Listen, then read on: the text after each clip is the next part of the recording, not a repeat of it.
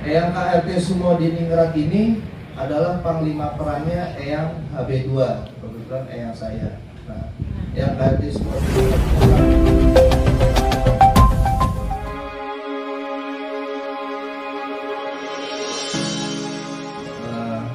Eyang kakung saya almarhum suka menceritakan bagaimana kedikdayaan Nusantara. Jadi kita ini bangsa yang besar, jangan pernah minder menjadi bangsa Nusantara. Okay. Sejarah itu adalah ruh dari setiap bangsa. Kalau dalam bahasa agama sirah, ada sirah nabawiyah, ada kisah-kisah para sahabat radhiyallahu anhum ajma'in, para waliullah. Jadi untuk menghancurkan suatu negara, suatu bangsa, sejarahnya diganti, Pak. Sejarahnya diganti. Jadi mungkin generasi saya, generasi nanti anak keturunan saya sudah nggak tahu perjuangan.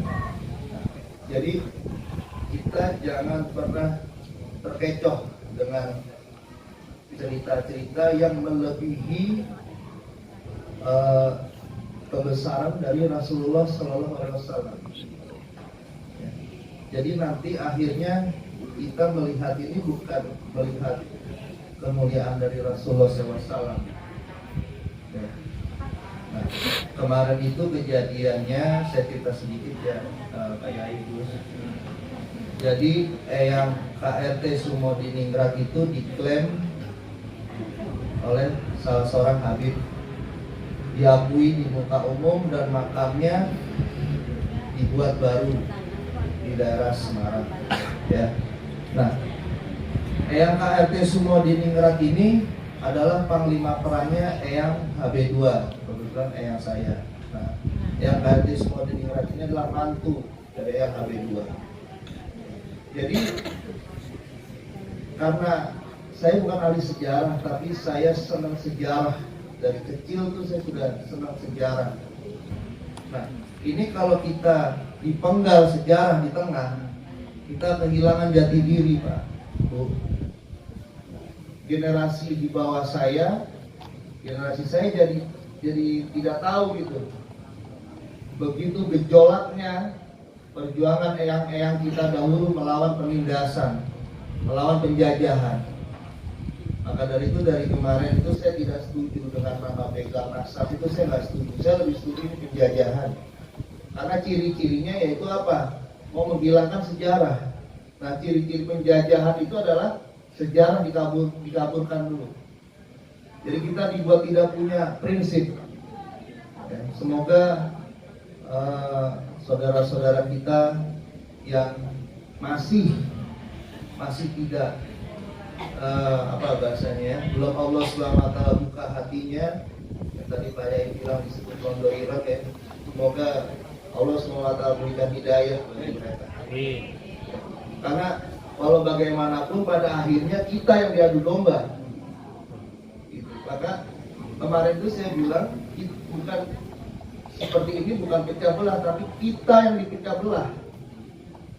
Ya. Saya paling benci dengan adu domba karena eyang kita dulu bunuh-bunuhan karena adu domba. Negara ini sudah cukuplah dengan sejarah perang saudara, di Jogja perang saudara, di mana-mana perang saudara, cuma karena adu domba. Nah, maka dari itu kita coba berpikir sebentar aja. Simpel kok. Ini rumah, ya misalkan ini rumah Gus Abbas. Di rumah ada bapak, ibu, anak, kakak, adik, ya, nenek. Tiba-tiba ada yang masuk. Ada yang masuk ngaku saya ini kakakmu, saya ini adikmu, atau saya ini bapakmu. Nah, otomatis saya bertanya kan gitu. Nah, kalau bertanya tiba-tiba nggak ada yang kenal semua. Nah, maksudnya apa? Oh, ngaku-ngaku. Nanti di dalam rumah saya nanti ada yang hilang lagi. Sebenarnya itu logika sederhana sekali. Ya. Lalu buat apa? Buat makam palsu. Ya Allah walam. Ya. Kalau walam yang pasti itu pengaburan sejarah. Jadinya kita tidak tahu bagaimana giginya Eyang Pangeran Diponegoro berperang. Ya. Dengan pasukan Sabilillah juga namanya. Akhirnya kemarin diberitakan bahwa Eyang Pangeran Diponegoro itu memberontak. Yang ngomong pemberontak itu adalah Londo. Ya pastilah kita berontak. Apa namanya kalau di film-film namanya ekstremis. Ya. Kalau di generasi Eyang Kakung saya, rumah saya sampai dibakar di Jogja waktu serangan 1 Maret. Jadi saya di darah kita semua ini ada darah para pejuang. Jangan pernah ragu. Ya, di darah kita ini mengalir segala bentuk penindasan di negara ini. Dan semua itu sudah dijalani oleh leluhur kita. Jangan sampai kita ini ngalamin. Kasihan Pak, anak cucu kita kasihan. Ya. Nah kemarin ini sudah sampai ke kurikulum. Ini bahaya sekali. Ya.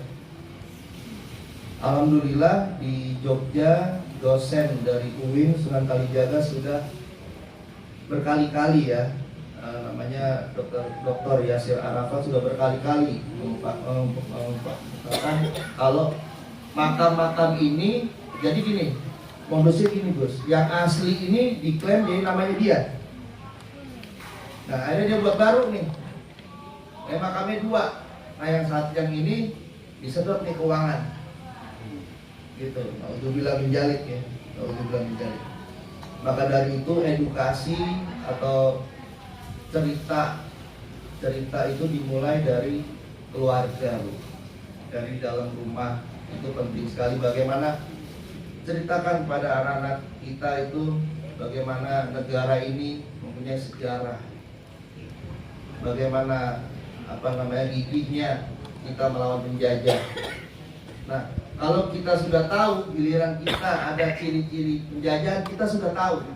Oh ini kita dijajah. Halus mainnya. Halus sekali. Nanti tiba-tiba pas kita nggak bisa gerak. Sekarang udah susah gerak. Ya. Saya tetap berprasangka baik. Semoga beliau diberikan hidayah oleh Allah Subhanahu wa taala. Dan saya bilang itu Bung Karno jas merah. Jangan sekali-sekali melupakan sejarah. Karena bangsa yang besar itu adalah bangsa yang menghargai jasa para pahlawannya.